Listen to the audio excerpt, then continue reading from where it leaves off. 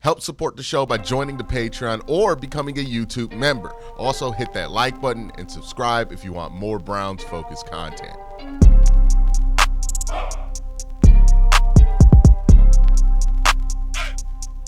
Just because the Browns are out of playoff contention doesn't mean that there isn't stuff on the line for many of the players on the Browns. For many of these guys on this roster, everything's on the line. Their ability to stay in the NFL, their ability to be able to get playing time long-term in the NFL, whether they're going to be active roster guys or practice squad guys going forward in the future. I have 5 guys on the Browns right now who I think their NFL futures are going to heavily be determined on how well they play out the end of the season. The first guy on this list is Jerome Ford. Now, Jerome Ford is an interesting one because he has value on an NFL team. But I think the Browns have been in the unfortunate position to have to misuse him because Jerome Ford is a home run hitter. He's really good at hitting those home run runs. Like, you get him out wide, you get a couple blocks. He has breakaway speed, good burst, and the instincts to keep bouncing things outside. But when you run him a ton up the middle, when you run him like you would run a regular running back, then he starts to be annoying because his tendencies to try to break big plays are also the same tendencies that get him knocked back behind the line of scrimmage. And since he's not the biggest running back in the world, that leads to a lot of negative plays because he can't break tackles, right? Nick Chubb, quiet as kept, has the same tendency. But Nick Chubb's 235 pounds, and he's really strong. So if you get an angle on Nick Chubb behind the line of scrimmage, it doesn't mean that you're going to tackle him, right? With Jerome Ford, once you get that angle, it's over with, right? He's not a big back. He's still not valueless. We saw this week he hit a big run. He hits a big run pretty much like every, 4 games he's out there. He gets a big one off, right? He's had longs of 36, 35, 21 and 62. This year alone, we know that he had an 82-yarder last year. Like, Jerome Ford has done this consistently enough for you to think that it's not a fluke, that he does know how to get these big runs off if you do block well. And I wonder, like, in the right scheme, like last year's Miami Dolphins team, I think if he was there, he would be very successful. If Kyle Shanahan got his hands on him, he would be very successful. So why is his NFL future at risk if I don't think that Jerome Ford is a valueless player? The problem that Jerome Ford's going to have, and basically every other veteran running back that's hitting the market is going to have, is the NFL is about to get flooded with a absolutely loaded class of running backs, which means a lot of people will easily get washed out the league that are still talented, still good players. Like, you're going to see some really good names in the UFL come springtime, especially like next year, not this upcoming year, but the year after, because of all the running backs entering it, right? Like, a lot of draftable running backs are going to hit the market, which means a whole new class of labor hits the market, which means if you are already labor in the NFL and you have aged out of your rookie contract, well, you really got to provide something compelling for NFL teams to think, hey, let's just replace them with somebody younger with less miles on them and also on a rookie deal. So you get a bunch of years of control if they're good. That's going to be more intriguing, right? Guys like Deontay Foreman, guys like Jerome Ford, those are the dudes who are going to be at risk of washing out. Yes, they provide something that is useful, but what Jerome Ford can't provide you is every down back use. And maybe that's what teams are looking for. That's where the opportunities are. I don't think a ton of teams are looking for a guy who could break off a big run every once in a while. So what Jerome Ford has to prove in these last few games is that he could be more than just a occasional big play running back. We know he has that ability. If you get him on a screen, you get everything blocked. He has that burst, but there are going to be like 3-4 guys that come out in the league that are just like that this year, right? Trevor Etienne, he's not even projected to be a day 2 pick. He's supposed to be like a late day 3 guy out of Georgia. He does the same exact stuff that Jerome Ford does, but he's a little bigger. This is what I mean by like, hey, you're at danger of getting washed out or trying to hang on to the practice squad. It could come sooner than later because this class of running backs is so big that it's just going to wash out a lot of the talent that's about to age out of the rookie contracts. So Jerome Ford really needs a strong end of the year. It's been a very disappointing year for him. He only has 500 yards. Last year, he got to 800. He was starting for most of the year. I think if you're Jerome Ford, you have to be pretty disappointed in how this season went for you. Is it representative of who he is? I think so. I think he is somebody who you can't use as an every down back, and that's just ultimately going to be a big problem for him, right? He's going to hit those big plays. That's why his yards per carry, right? He got 5.2 career yards per carry, but that's because he can hit those big plays. If he's not going to be more useful than that, then there's going to be a lot of guys entering the league that can take that spot. Next guy I have here whose NFL future could be at risk is Dorian Thompson-Robinson. Because maybe if you show something at the end of this season, I think the Browns will feel justified in keeping you around for another few years. And if the Browns don't make that decision and they let you go, I think somebody else will feel comfortable, letting DTR hang around. But if he has another 3 games where he just doesn't look too impressive, or worse, he gets like injured again, and it becomes obvious that this guy's body just can't hold up to an NFL season, which I think is probably the most likely scenario. Every time he's touched the field, it feels like he gets injured. Then I don't see a lot of other teams making room for him on their roster. Now, the thing that will save DTR is the exact opposite of what's going to hurt Jerome Ford. This is not a crazy quarterback class coming in, so there's not going to be that many guys coming in to wash away opportunities to be rostered in the NFL. But DTR has not proven himself to be as useful as like a Jerome Ford has. So I think that means he's going to have a harder time finding a job, especially outside of Cleveland, especially if Cleveland is in the situation they're in and they have decided, nah, man, we just going to have to move on from you, right? That's going to be a red flag to a lot of teams. And it's interesting because like teams every offseason want to trade for DTR. So there's clearly a market of teams that are interested. And if he does get cut, he'll get picked up off waivers from somebody. The question is like, okay, what position is he going to be in to succeed in that situation where he goes to a brand new team? Probably not high. And if he doesn't succeed there, then where's he going to be after that? That's the big thing with him. What does DTR need to do to avoid that future? He needs to play well. I talked about that in the video that I dropped this morning, so go ahead, check that out. Jedrick Wills is another player that I'm think the opinion of him around the NFL has to be dipping lower and lower and lower. Because I was having a conversation, I think it was with Pete Smith on the OBR, and he had brought up that he thought that Jedrick Wills could get like 2 years, 35 total.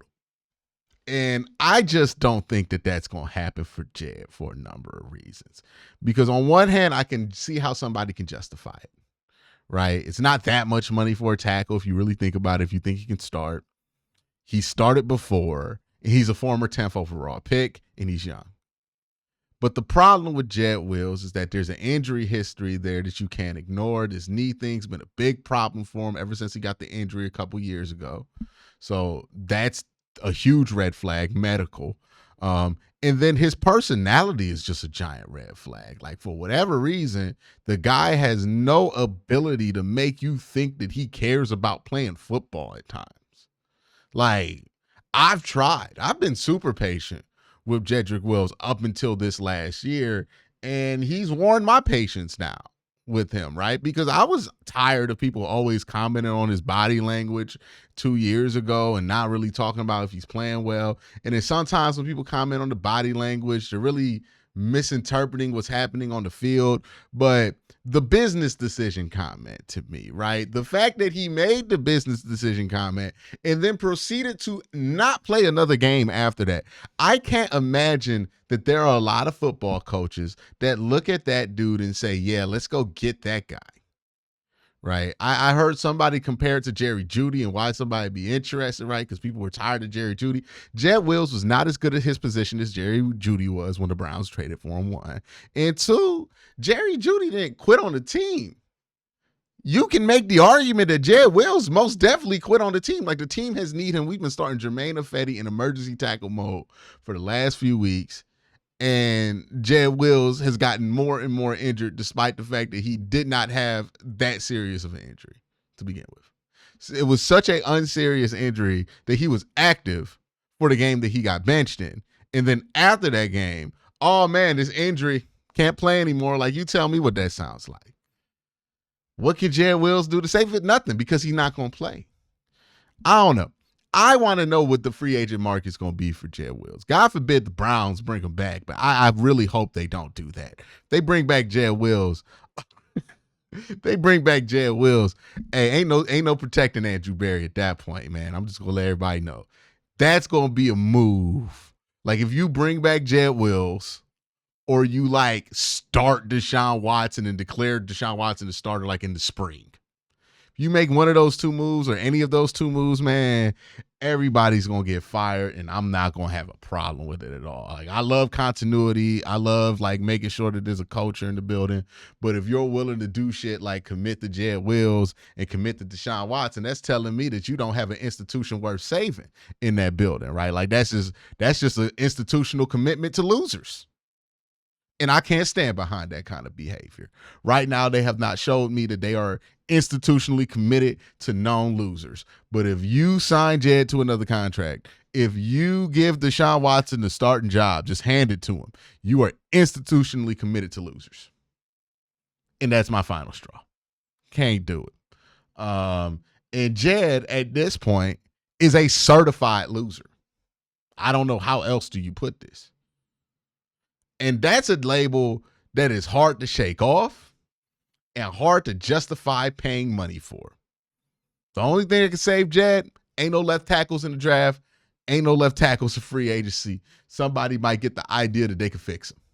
It ain't a good idea, man. Bill Callahan been here most of this time, and Jed was out here showing his ass. Good luck. Good luck.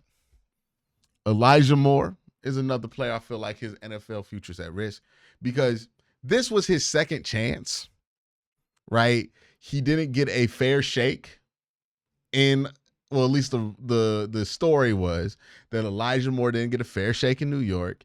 He didn't go to, like, it was similar to Jerry Jeudy, right? Like, he didn't get a fair shake. Coaches didn't like him. He needed a fresh start. We've seen what a player who actually needed a fresh start in a fit in the offense, what happens when you put that player in that position. Immediately, Jerry Jeudy was one of the best players on the Browns. Even when Deshaun was out there, Jerry Jeudy was one of the best players out on the Browns. Elijah Moore, it's never happened consistently. I think the only thing we found out about Elijah Moore is that he's very inconsistent. There will be some times where Elijah Moore gives you hope that he could become something more than he is.